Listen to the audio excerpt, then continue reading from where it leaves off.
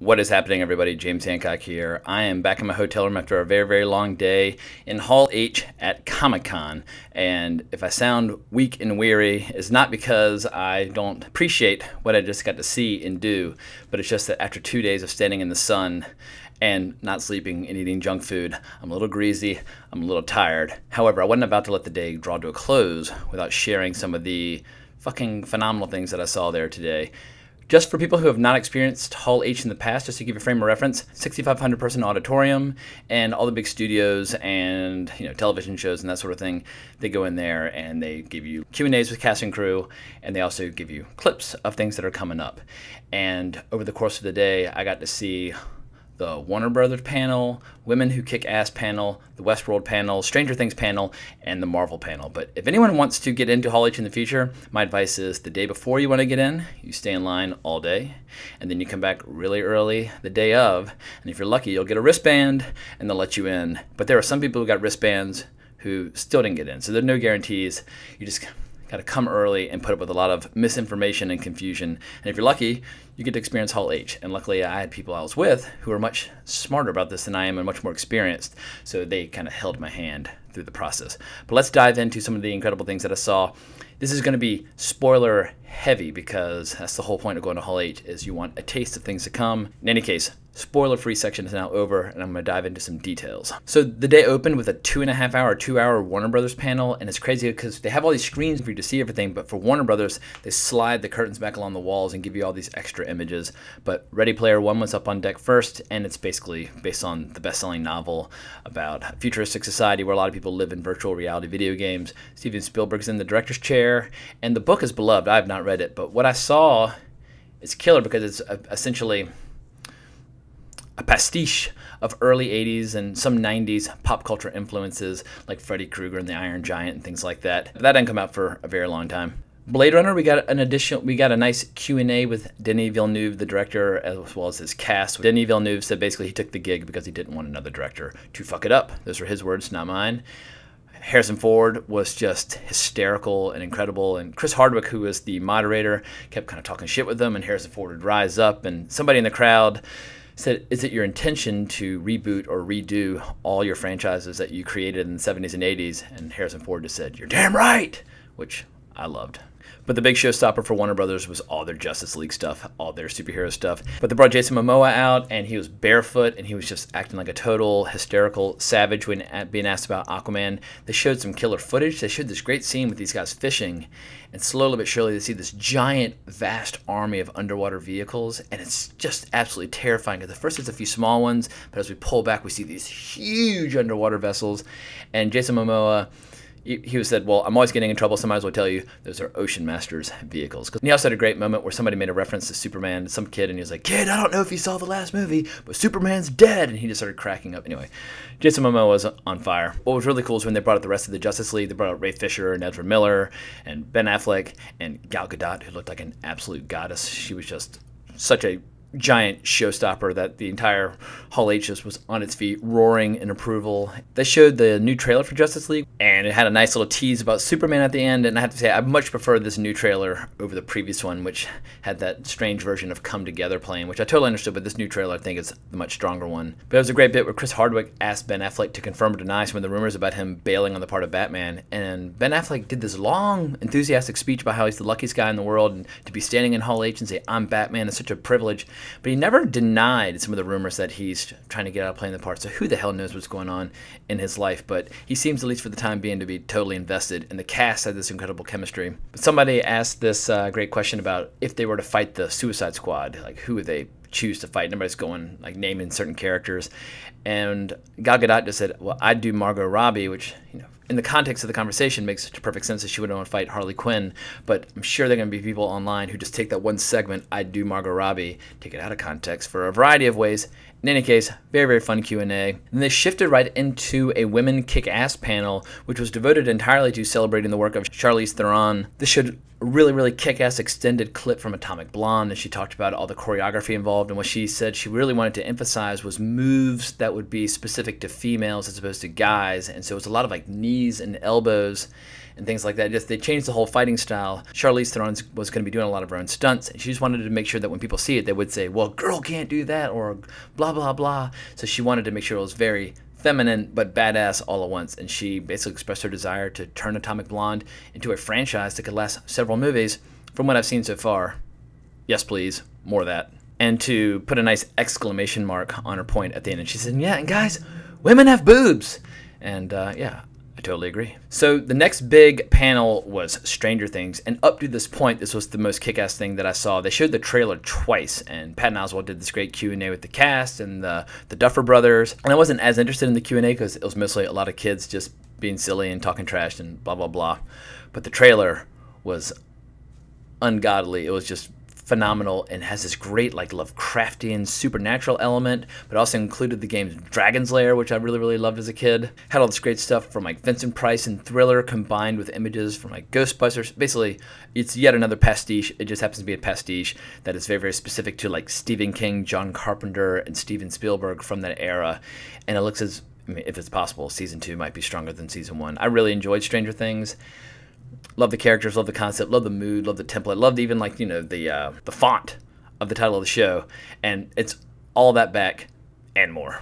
After Stranger Things, we got a Westworld panel, and Westworld was mostly the cast reminiscing about everything that happened in season 1 and how much fun they had a lot of questions from the audience about the events, but they were offering very, very few story details or specifics about what is to come. But it was great to have Jonathan Nolan there with his co-writer Lisa Joy, and they're talking about season 1, season 2, and they did finally show us a little bit, but they've only been shooting for a week, so basically just the footage doesn't exist.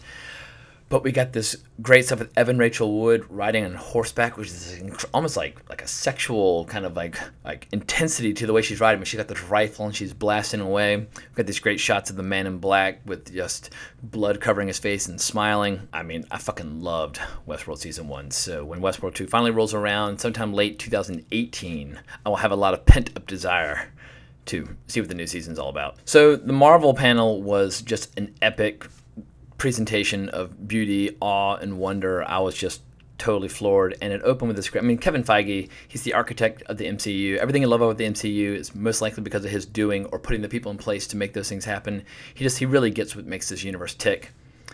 And he's also great in front of a crowd. He's a Comic-Con veteran at this point. He knows how to get people stirred up. But they showed the sizzle reel initially, and it was initially Michael Pena and Paul Rudd just laughing about the history of the Marvel Universe and saying all this funny shit. It was basically a highlight reel of everything in the Marvel Universe to date, but with their comedic commentary.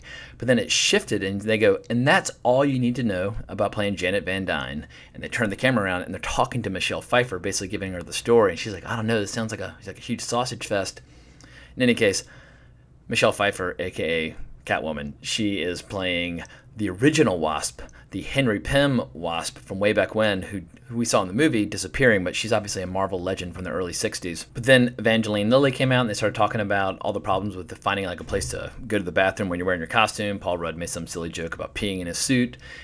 They blast right into some Ant-Man and the Wasp footage, which Evangeline Lilly dressed up as the Wasp looks so fucking cool. The costume is so badass, and she's like super graceful and light and small. And anyway, that looked amazing. We saw Henry Pym in the suit a little bit, but I just love the idea of Michelle Pfeiffer playing Janet Van Dyne, who is just a true Marvel Comics icon, and who better to bring her to the screen. And for you hardcore Marvel nerds, they showed that Lawrence Fishburne is Dr. Bill Foster. For those of you who remember from the 70s, Bill Foster, he became Black Goliath. He's Hank Pym, but he's black and great scientist, but also grows big and fucks people up. But he also got killed during the original Mark Millar Civil War comic series. So it'll be interesting to see how involved Lawrence Fishburne is in the years to come, because Black Goliath is definitely an obscure character, but for hardcore Marvel readers, a beloved one. Got a little information, but no footage from Captain Marvel, but a lot of like concept art. But Kevin Feige admitted that it takes place in the 1990s. Nick Fury will have both of his eyes in the story, and it is the first Marvel movie to employ the Skrulls. And the Skrulls, I mean, they go back to the earliest days of the Fantastic Four, classic Marvel villains. I grew up loving Super Skrull and like the Kree Skrull War, but the concept art of Brie Larson in the Captain Marvel suit looks completely, totally badass. It looks like there might even be some more Kree involved.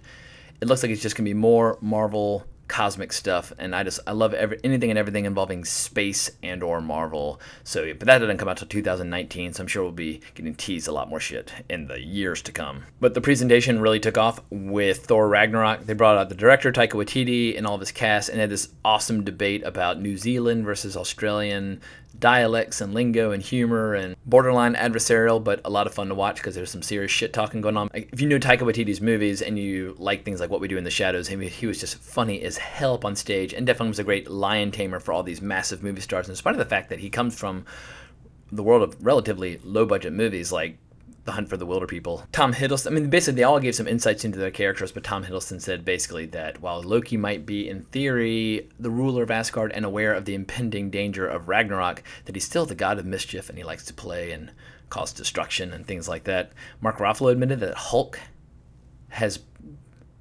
grown to like being Hulk and won't revert back to Banner, and he's been Hulk in that form for 2 years straight, and he's actually learned some rudimentary language, and that's going to allow him to actually, communicate and interact with Thor. But that for him being a gladiator on Sakaar, it's just absolute bliss in heaven, that he loves every second of it.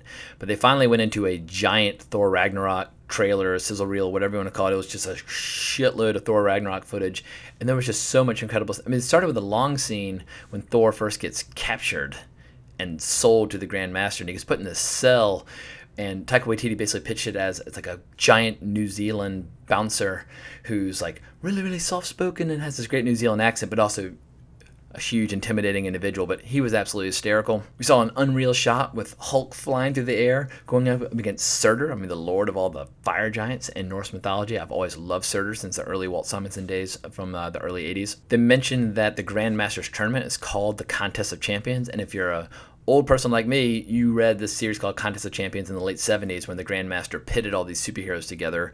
Anyway, I just love all these really, really fun, obscure references that for hardcore Marvel fanatics are going to give them a lot of pleasure. But over time, what basically emerges is that Thor, Loki, Valkyrie, and Hulk become essentially like a team of four, and they're trying to avert Ragnarok, and it just looks completely, totally badass, and there's nothing else the rest of the year that I'm looking forward to nearly as much as Thor Ragnarok. So then they took away the entire cast and crew, and they brought out the cast and crew of Black Panther, and Ryan Coogler was laughing about how years ago he remembers sitting in the way, way, way back of Hall H, and that it's just such an honor to be sitting up on the stage now. He talked about all the comics that he read as a kid, and he said as a kid he didn't really care what the race were of the superheroes. He loved all superhero comics. He was just totally into it.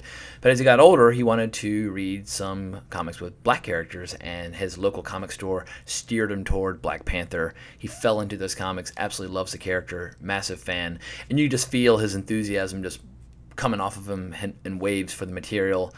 It was great to see like Michael B. Jordan and Forrest Whitaker and all these massive stars up there. And the footage they showed, I think, blows the existing trailer completely out of the water. I mean, they showed Claw using his new arm. If people remember correctly, Andy Serkis got it torn off in Age of Ultron, but he essentially has like a bionic arm now that can turn into various weapons, which is very appropriate given what Claw's like in the comics, where he essentially becomes a being composed entirely of sound. We saw how basically the plot is a lot about T'Challa trying to figure out what kind of king he wants to be at the precise time that some people are challenging his right to be king, who want to assert themselves as possibly more worthy contenders for the crown. And at the same time, Wakanda, which is a very secretive nation that likes to have information about the rest of the world but wants nobody coming in, is facing a lot of external threats in the vibranium trade, and so he just all of a sudden has all these new responsibilities and conflicts thrust upon him, and Black Panther has to rise to the challenge. But saw great stuff with him like running and his costume just materializing around him. Saw really cool stuff with Michael B. Jordan having a very similar Black Panther suit taking him on, so that looks totally badass. But yeah, the crowd went completely fucking berserk during Black Panther, and the only thing that could have possibly topped it in terms of people's enthusiasm, basically at the end, Kevin Feige said, "Oh, thank you everybody, hope you all come out and see these Marvel movies, really appreciate it." All of a sudden all these movie stars came back out like Hemsworth and Hiddleston, and they're like, wait, we can't stop this without really showing them what they came for. But Anthony Russo, one of the Russo brothers who's doing Infinity War, came out and gave a very brief speech and said, "Hey guys, we know you've been waiting in line for days to see this. Here's a little taste of Infinity War." So we saw yet another sizzle reel that basically establishes everything you need to know about Marvel and the various Infinity Stones. And then it went into, I think, what is precisely the same footage that played at D23. And there are already a lot of people who've written descriptions of all that footage that's online. But to see it in the flesh was something else entirely. And I think you could just hear the collective sighs of thousands of simultaneous orgasms as everybody's watching this jaw-dropping footage. I mean, I don't even know where to start with what we saw. I mean, you see like the Guardians of the Galaxy flying through space through all this destruction, and Thor bounces off their windshield.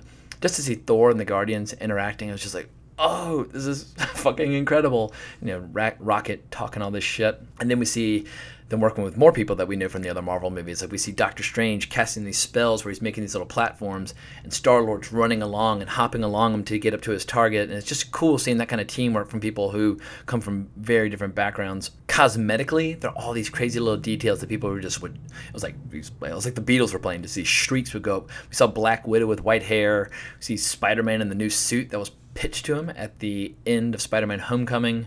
See Steve Rogers wearing a beard and no costume, just kind of stepping into frame in a very mysterious fashion. Shots of Black Panther and Winter Soldier, Vision. I mean, everyone basically that's alive in the Marvel Universe, I think, has like a brief little cameo, which is just incredible. I mean, maybe the movie will feel a little overstuffed, but in the context of what we saw, I mean, I imagine certain characters will come in and out of the story, but that the Avengers will be the focus. But when we see Spider-Man with his hair going up on his arm, like with the spider sense tingling, as Thanos' ship arrives at Earth, and then we get to see Thanos, who, while he looked kind of cool in Guardians, he looks way cooler in this. He looks much like smoother, like much less digital, and much more like the lights like interacting with actual flesh and skin. He really looks like a thing that's actually fucking there. But I notice he's only got 2 stones in his gauntlet, and even with just those 2 stones, he's completely, totally unstoppable, just mopping the floor with everybody. He looks up at a planet at one point and just kind of gestures and just starts ripping chunks out of that planet in the sky and hurling them down on people on the ground. I mean, he is like a cosmic level godlike entity.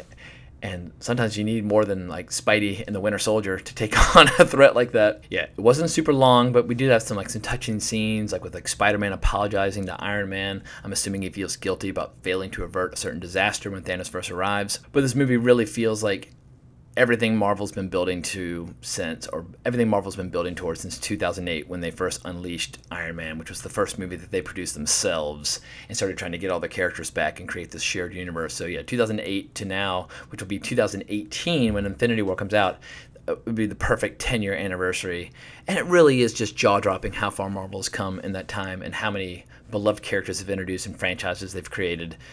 It stands alone in the history of movies in terms of what they've accomplished in creating this environment. Granted, there are over 20 Bond movies, but it's like Marvel in a very short period of time has just created this entire universe that people love. But yeah, who knows what will happen after all this Infinity War stuff draws to a close, but I imagine we'll see almost kind of like a new beginning for the Marvel Universe, because almost every movie so far has dealt with these Infinity Stones or something related to them building to this, so it'll give them a fresh jumping off point. At any rate, I'm suddenly hitting the wall and my eyes are closing, and so I hope I haven't sounded too sleepy in this video, but I am completely fucking spent.